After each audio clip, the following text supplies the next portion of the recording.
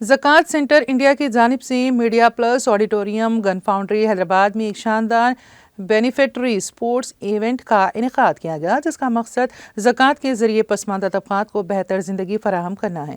Event के मेहमान खुसूसी मुफ्ती सादिक मोइनुद्दीन निज़ामी ने शुरा से खिताब करते हुए इज्तिमाई ताउन और कम्यूनिटी वेलफेयर के अहम पहलुओं पर रोशनी डाली। उन्होंने ज़कात की अहमियत को उजागर करते हुए कहा कि ये न सिर्फ समाजी इंसाफ को फ़रोग़ देती हैं, बल्कि अफराद की ज़िंदगियों में मुस्बित तब्दीलियाँ भी लाती हैं। इवेंट के दौरान ज़कात सेंटर की मुख्तलिफ मददगार स्कीमों के जरिए मुस्तफ़ीद होने वाले अफराद की मुतासिर कुन कहानियाँ पेश की गईं। इन स्कीमों में तालीम की किफ़ालत, सेहत की सहूलियात, रोज़गार की तरबियत और मुस्तहिक़ ख़ानदानों के लिए माली मदद शामिल है। इस मौके पर ज़कात सेंटर इंडिया के ज़िम्मेदार सैयद तनवीरुल हक ने कहा, ये इवेंट हमारी इस अहद बंदी की अक्कासी करता है कि हम एक मुनसिफ़ाना मुआशरे की तश्कील के लिए कोशां हैं। हम सब मिलकर वसाइल और हमदर्दी के ज़रिए पसमानदा तबक़ात की ज़िंदगियों में बेहतरी ला सकते हैं। इवेंट में मोइज़ कम्यूनिटी रहनुमाओं, मुखीर हजरात और मीडिया नुमाइंदों ने शिरकत की और ज़कात सेंटर की खिदमात को सराहा। इस मौके पर ज़कात और दीगर फलाही ज़राए के ज़रिए समाजी मसाइल के हल के लिए इज्तिमाई कोशिशों की अहमियत को भी उजागर किया गया। ज़कात सेंटर इंडिया ने मीडिया का शुक्रिया अदा करते हुए कहा कि उनकी शमूलियत और कवरेज इस अजीम मकसद को मज़ीद तक़वियत देगी। इदारे ने अपने मिशन को दोहराया और कहा कि पसमानदा कम्यूनिटी की मदद जारी रखेगा और आवाम से अपील की कि वो इस कार्य खैर में शामिल हों। अस्सलाम वालेकुम रहमतुल्लाहि व बरकातहू। बिस्मिल्लाहिर्रहमानिर्रहीम। मैं तनवीरुल हक, ज़कात सेंटर इंडिया हैदराबाद का सेक्रेटरी। आज आप लोगों के सामने ये जो डिस्बर्समेंट का प्रोग्राम है हमारा, इसमें हम आपके साथ इंटरेक्ट कर रहे हैं। ज़कात सेंटर इंडिया आज से 4 साल पहले ऑल इंडिया लेवल पे 10 सिटीज़ पे शुरू हुआ था। Right now more than 30 places पे ये काम कर रहा है।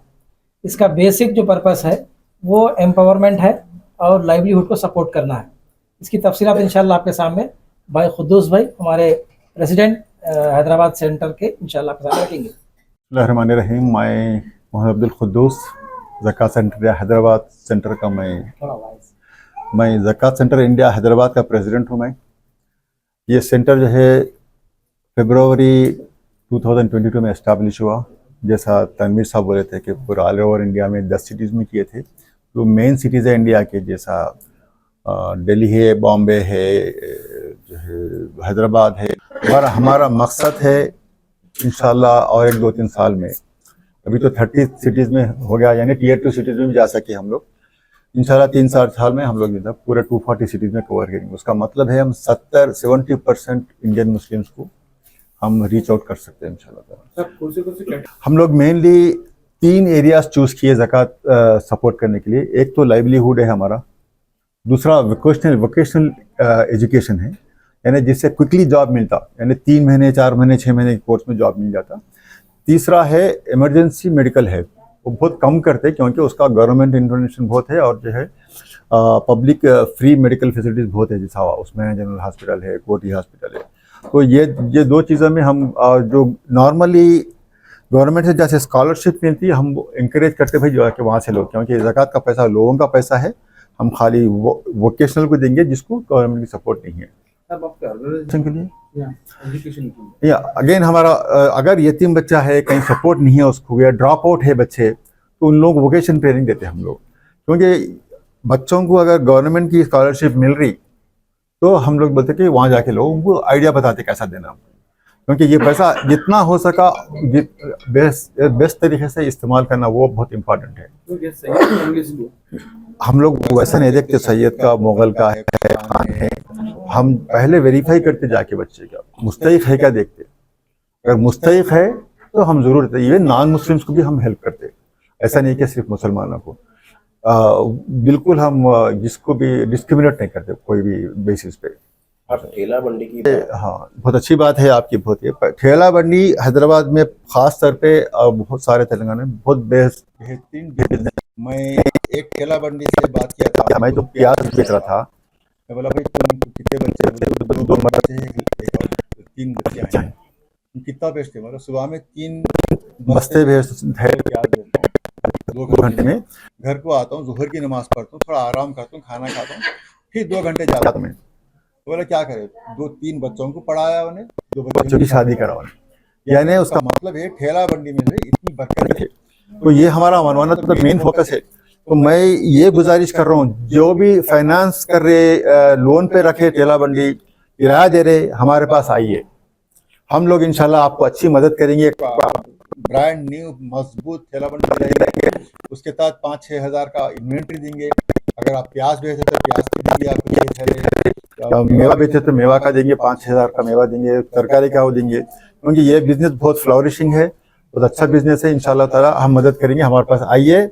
ज़कात सेंटर जो है, हमारा ऑफिस है मेहदीपट्टनम में, प्रिंस होटल के सामने जमजम बिल्डिंग में 5th फ्लोर पे है। आइए, एप्लीकेशन भरिए, हम आपको तहकीकात करेंगे, इंशाल्लाह आपको हम मदद करेंगे। ये फरवरी 2022 से है, अब तकरीबन 4 साल हो गए समझिए, फरवरी में इंशाल्लाह चौथा साल शुरू हो गया हमारा। और दूसरी बात, ऐसा कुछ पॉन्जी स्कीम नहीं है ये, माफ़ी चाहता हूँ। देखिए, पूरे वॉलंटियर्स बैठे हुए हैं, ये लोग जब बैठे हुए, ये IBM के मैनेजर है, ये कुछ ऑर्डिनरी आदमी नहीं थे। मैं जो है कोपार्ट इंडिया का, मैं कंट्री का हेड था। मैं अमेरिकन ग्रेजुएट हूँ, अमेरिका में 15 साल रहा, US सिटीजन हूँ मैं। हमारे मिर्जा साहब AMD बहुत मशहूर चिप कंपनी है, उसमें काम करते हैं। सब लोग जो है हमारे पास जो बैठे हुए, तो कुछ पॉन्जी स्कीम नहीं है, हमारा बहुत एस्टाब्लिश है, हमारे पूरा डेटा हमारे सामने है।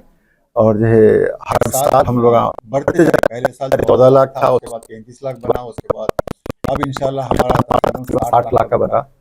तो हमारा कुछ ऐसा पॉन्जी स्कीम नहीं है, हमारा एस्टाब्लिश ऑफिस है, हम बहुत सिस्टमेटिकली काम कर रहे हैं। तो जरूर आइए, हमारे पास है, हम जो है इंशाल्लाह जितना हो सके हमारी मदद करेंगे सबकी। हैदराबाद में काम कर रहा है, हर हिंदुस्तान में, हर जहाँ जिस शहर में, वहाँ पर डेडिकेटेड ऑफिस है हमारी, और सेंट्रलाइज हमारी एक बॉडी है जो दिल्ली में रहती है।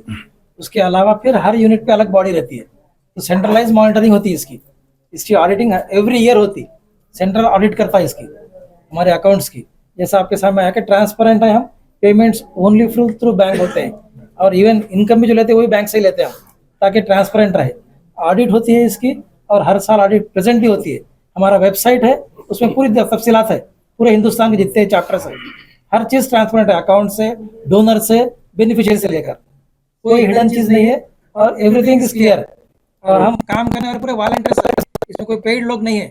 हम IT में जॉब करते हुए और प्रोफेशन करते, लेकिन हमारे वीकेंड्स यहाँ पर देते हैं, ताकि हम इस काम को, इस मिशन को आगे बढ़ाएं। इंडिया का रिपोर्ट कार्ड पेश किया गया है 2024 का, जहाँ पे हम लोग बेनिफिशियरीज को बुलाए, डोनर्स को बुलाए, और अपना जो डेटा है, कितने बेनिफिशियरीज को हम लोग सपोर्ट किए थे, कितना अमाउंट सपोर्ट किए थे, और किस एरिया में ज़्यादा सपोर्ट हुआ है, और किस बिजनेस को ज़्यादा हम लोग सपोर्ट किए, उसका पूरा डिटेल हम लोगों ने आज पेश किया है।